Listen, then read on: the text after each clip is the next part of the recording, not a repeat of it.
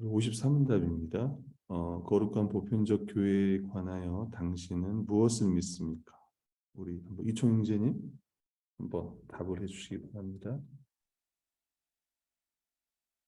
나는 하나님의 아들이 세상이 처음부터 마지막 날까지 모든 인류 가운데서 영생을 위하여 선택하신 교회를 참된 믿음으로 하나가 되도록 그의 말씀과 성령으로 자신을 위하여 불러 모으고 보호하고 보존하심을 믿습니다. 나도 지금 이 교회에 살아있는 지체이며 영원히 그러할 것을 믿습니다. 아멘. 다시 좀 보시면 나는 하나님의 아들이 세상의 처음부터 마지막 날까지 모든 인류 가운데서 영생을 위하여 선택하신 교회를 참된 믿음으로 하나가 되도록 그의 말씀과 성령으로 자신을 위하여 불러 모으고 보호하고 보존하심을 믿습니다. 그러니까 누가 교회를 세우시는가 그리고 교회를 보존하고 지키시는가 했을 때 예수 그리스도 하나님의 아들이신 그분이 그렇게 하시는 거라는 게 첫 번째 고백이고, 나도 지금 이 교회에 살아있는 지체이며 영원히 그러할 것을 믿습니다. 내가 교회 멤버라는 고백입니다. 그 사도신경 안에 이 교회에 대해서 이렇게 믿는다는 거. 그러니까 우리나라 이제 사도신경을 보면 나는 성령을 믿사오며 거룩한 교회와 그다음에 뭐 죄를 사하여 주시는 것과 몸이 다시 사는 것과 영원히 사는 것을 믿사옵나이다. 그러니까 나는 믿습니다가 저 뒤에 있잖아요. 나는 그리고 마지막에 영생을 믿습니다. 이렇게. 그러니까 이 간격이 많이 떨어져 있습니다. 근데 실제로는 여러분 영어도 알다시피 주어 동사라고 한다면 나는 믿습니다. 교회를 이런 식으로 가는 거예요. 그래서 특별히 사도신경 안에 이 교회를 믿는다라는 고백 너무 중요합니다. 오늘날 왜 삼위 하나님에 대한 것을 믿잖아요. 성부가 창조하시고 성자가 구속하시고 또 성령께서 그 구원을 적용하시는 것에 대해서 믿는데 이 교회에 대해서 믿는 바가 사실 많이 약하지 않습니까? 근데 우리 믿음의 선배들 1563년에 기록된 이 하이델베르크에는 교회를 믿는다는 것을 딱 이렇게 전면에 내세우고 있습니다. 두 가지 극단을 피해야 되는데요. 하나는 교회를 너무 우습게 여겨서 어떠한 신앙의 대상이 아니라는 생각도 버려야 되고, 오늘날 이제 많은 사람이 가지고 있는 생각 같습니다. 그래서 교회를 안 나가는 사람들도 많죠. 100만 이상이라고 하니까. 또 반대로 교회를 우상화시키는 시도 역시 버려야 됩니다. 이제 카톨릭 같은 경우가 이제 그렇게 했죠. 마태복음 16장 18절 보면 또 내가 내게 이르노니 너는 베드로라 내가 이 반석 위에 내 교회를 세우리니 음부의 권세가 이기지 못하리라. 네, 교회는 예수 그리스도가 세우신 것이고 그 신앙 고백 위에 교회를 세우셨습니다.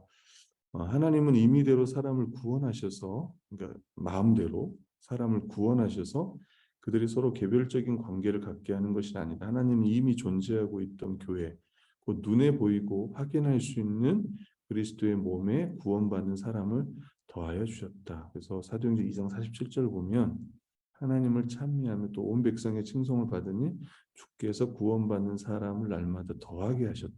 그러니까 교회에 속하게 하셨다. 이렇게 보시면 될 것 같습니다.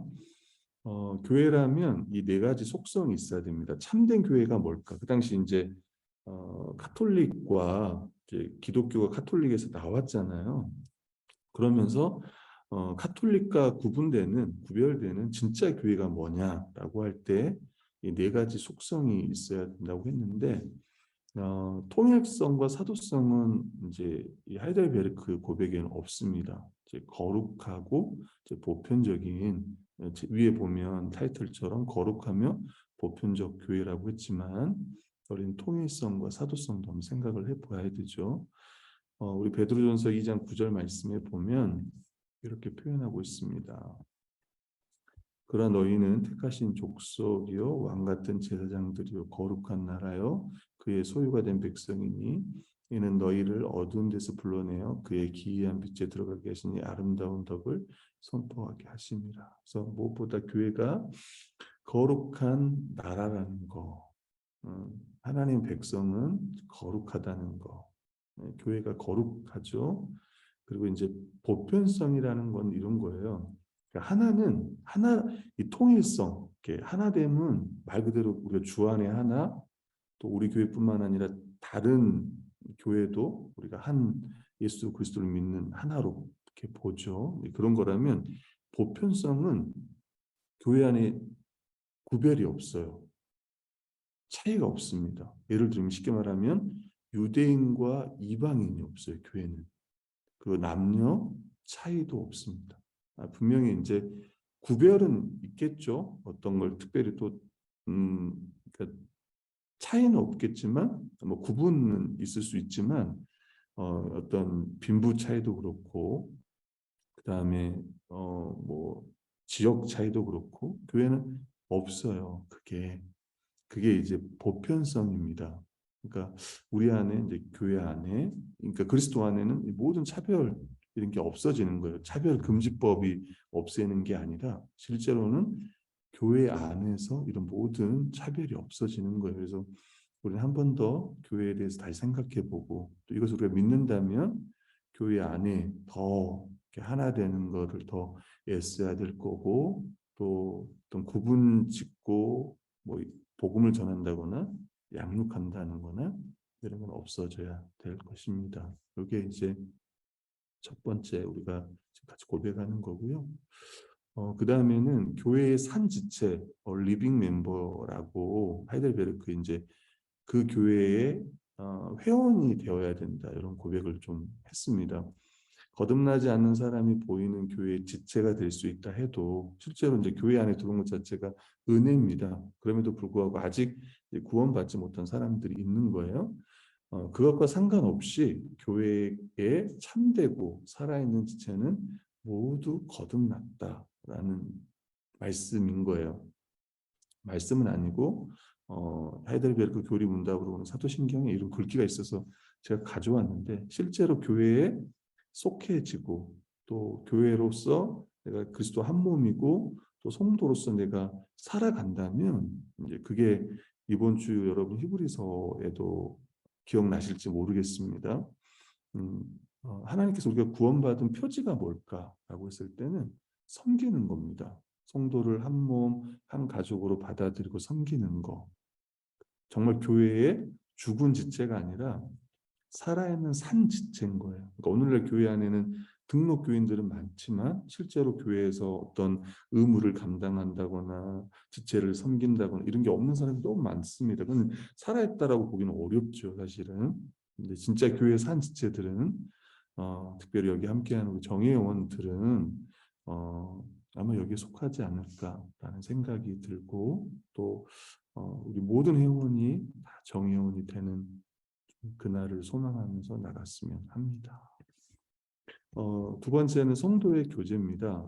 성도의 교제를 당신은 어떻게 이해합니까? 우리 영광 형제님 한번 읽어주세요. 첫째, 신자는 모두 또한 각각 그리스도의 지체로서 주 그리스도와 교제하며 그의 모든 부유와 은사에 참여합니다. 둘째, 각 신자는 자기의 은사를 다른 지체의 유익과 복을 위하여 기꺼이 그리고 즐거이 사용할 의무가 있습니다. 그냥 둘째를 좀 보시면 여러분 각 신자는 자기 은사를 다른 지체의 유익과 복을 위하여 기꺼이 즐거이 사용할 의무가 있습니다. 그래서 우리 자신을 좀 돌아본다면 내가 성도들을 섬기는 것이 정말 기쁜 마음인지 즐거운지 돌아보았으면 합니다. 내용을 좀 살펴보면 이렇습니다. 교회는 성도의 사귐이 있는 공동체입니다. 진정한 성도들 교통은 그저 사람들끼리 교제가 아니고 그리스도와 하나됨으로 말미암아 그리스도에게 속한 사람들이 나누는 교제이다. 그러니까 이 성도의 교제는 말 그대로 신자들이 할 수 있는 성도들이 할 수 있는 교제라는 거예요. 요한일서 1장 3절에 보면 우리가 보고 들은 바를 너희에게도 전함은 우리로 우리와 사귐 있게 하려 함이니 우리의 사귐은 아버지와 그의 아들 예수 그리스도와 더불어 누림이라. 그러니까 우리의 사귐은 그러니까 먼저 이제 요한이 하나님 아버지와 그 예수 그리스도의 사귐뿐만 아니라 우리가 함께 사귀는 것을 통해서 또 그 하나님과의 사귐과도 함께 한다라고 이렇게 고백을 하고 있습니다. 특별히 그리스도에게 속한 사람들이 나누는 이 영적 교통, 이 사귐, 이게 이제 교회이죠. 그리스도와 연합을 통해 우리는 그리스도에게 속한 모든 부유와 은사를 받게 돼요. 여러분 우리가 뭐 누군가 사귀려고 하면 우리에게 뭔가 있어야 되지 않습니까? 그죠? 아무것도 없는데 우리가 어떻게 뭐 지체를 섬기고 하겠어요? 네, 우리 안에 그리스도에게 속한 모든 부요, 생명, 은혜 이 모든 것들이 우리에게 있는 거예요. 그러니까 우리는 섬길 수가 있는 거예요. 목사님 전혀 뭐 없어요. 아무것도 없어요. 하지만 그리스도가 우리에게 다 주신 거예요. 우리가 신자라면. 우리에게 주어진 모든 은사를 자신을 위해서가 아니라 다른 지체를 위해 사용해야 한다는 말이다. 나의 존재 전체와 모든 은사는 다른 지체를 위한 것이다. 특별히 하나님께서 우리 여러분, 특히 정예원들에게 여러분들이 주신 은사들이 있다면 그걸 가지고 성도들을 잘 섬겼으면 합니다. 눈에 보이는 성도의 교통 많이 있어요. 예배도 있고 뭐 양육도 여러 가지가 있지만 그 중에 하나 성찬 이번 주에 저희가 주일날 할 건데요. 성찬은 주님께서 베푸신 거룩한 식사입니다. 우리는 주님의 살과 피를 먹음으로 생명과 떡과 기쁨의 잔을 성도들과 함께 나누어요. 그래서 이 시간이 정말 기쁜 시간이고 감사한 시간이고 또 우리가 성도로서 함께 교제하는 시간이라는 것, 또 한 가족이라는 것도 다시 한번 좀 생각하는 그런 시간이 되었으면 합니다. 네, 마지막으로 세 번째인데요.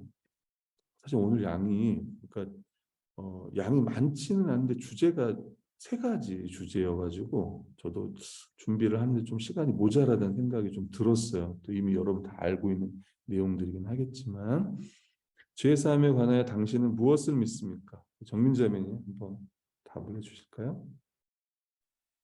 그리스도께서 하나님의 의를 만족시켰기 때문에 하나님께서는 나의 모든 죄와 내가 일평생 싸워야 할 나의 죄악된 본성을 더 이상 기억하지 않으십니다. 오히려 하나님께서는 은혜로 그리스도의 의를 나에게 선물로 주셔서 결코 정죄함에 이르지 않게 하십니다. 아멘.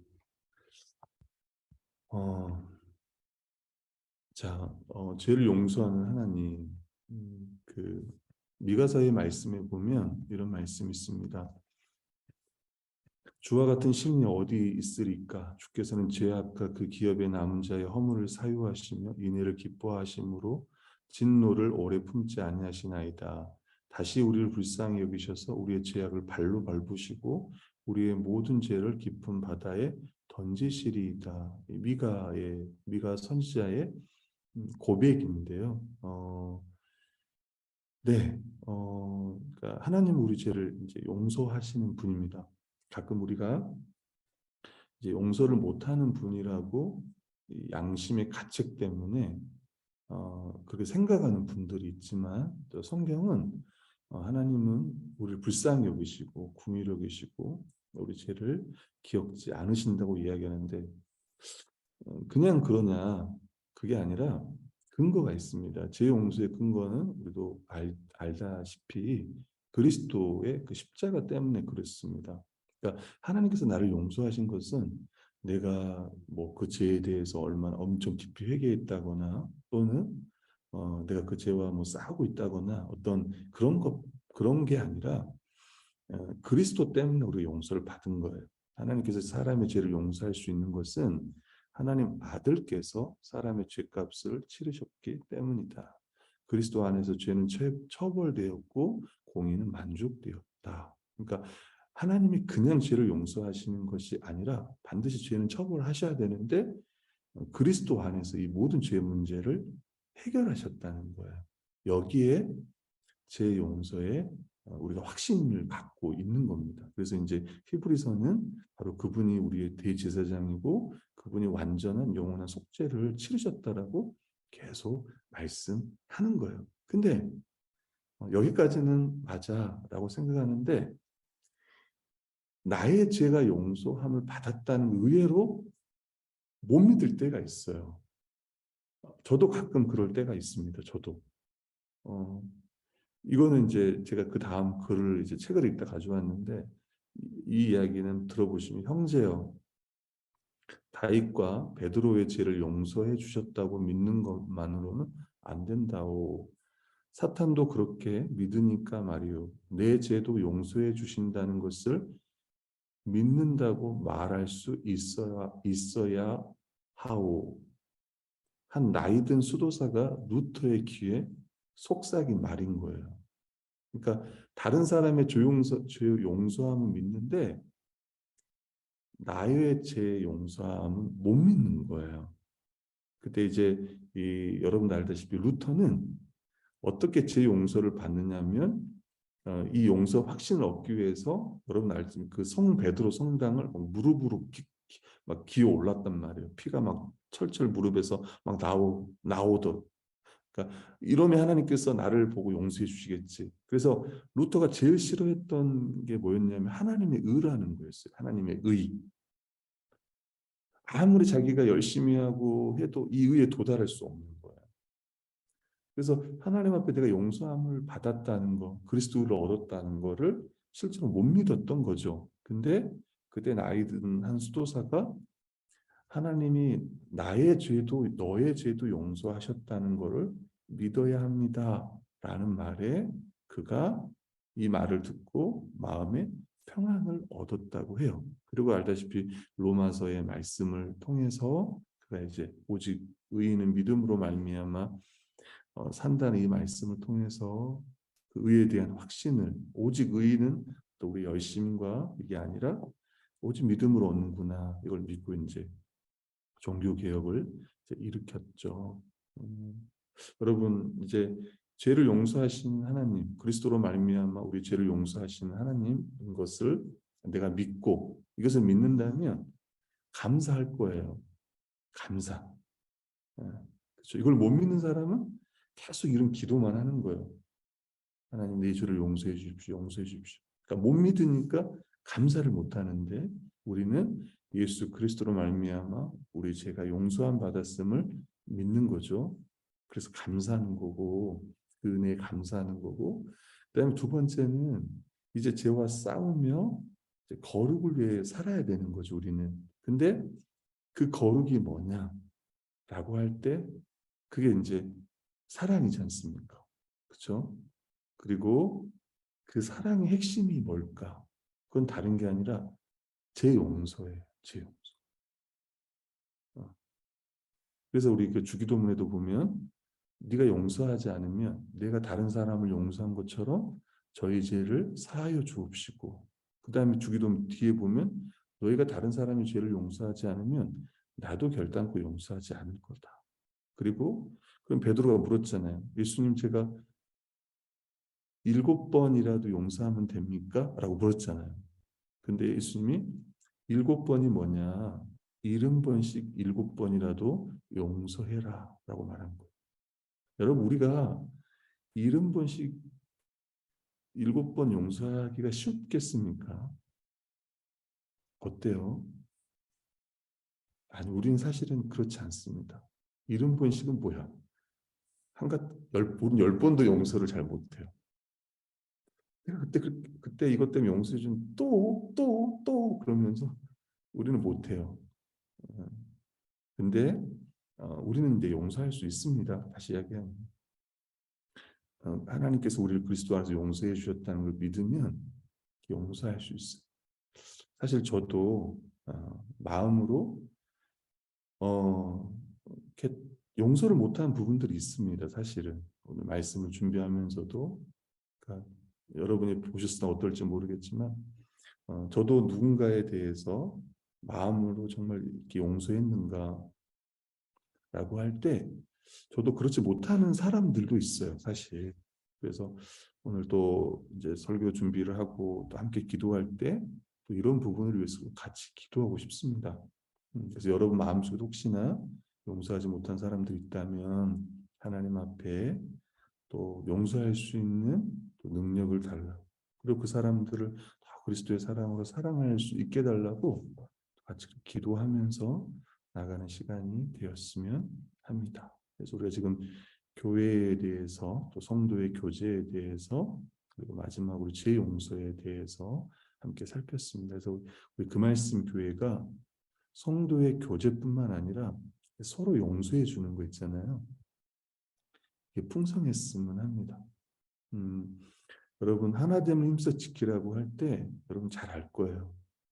모든 겸손과 온유와 오래 참음과 사랑 가운데서 용납하라는 말씀을 좀 다시 한번 기억해 주고, 그다음에 이 온유라는 거는 말 그대로 이렇게 부드럽게 대하는 거지만 이 사람이 나에게 상처를 주고 나를 힘들겠지만 그 다음에 우리가 그를 만날 때는 이전에 나에게 한 번도 상처를 주지 않았던 사람으로 그렇게 대하는 게 온유라고 좀 여러분들이 생각을 했으면 합니다. 저도 또 그렇게 성도들을 대하고 그런 용서와 교제가 넘치는 그런 그 말씀 교회가 되었으면 합니다. 이 말씀은 우리 사도행전 2장 42, 47절 말씀입니다. 교회에 대해서 다시 한번 생각하면서 말씀 한번 읽어보겠습니다. 그들이 사도의 가르침을 받아 서로 교제하고 떡을 떼며 기도하기를 힘쓰니라. 사람마다 두려워하는데 사도들로 말미암아 기사와 표적이 많이 나타나는 믿는 사람이 다 함께 있어 모든 물건을 서로 통용하고 또 재산과 소유를 팔아 각 사람의 필요를 따라 나눠주며 날마다 마음을 같이하여 성전에 모이기를 힘쓰고 집에서 떡을 떼며 기쁨과 순전한 마음으로 음식을 먹고 하나님을 찬미하며 또 온 백성의 칭송을 받으니 주께서 구원받는 사람을 날마다 더하게 하신다. 기도 제목은 보편적 교회의 살아있는 지체가 되게 하심을 감사합니다. 날마다 성도의 교제를 통하여 하나님 나라를 누리며 참된 믿음을 갖게 하소서. 또 제 용서를 믿고 날마다 죄를 고백하며 죄와 싸우게 하소서. 더 사랑하며 용서하게 하소서.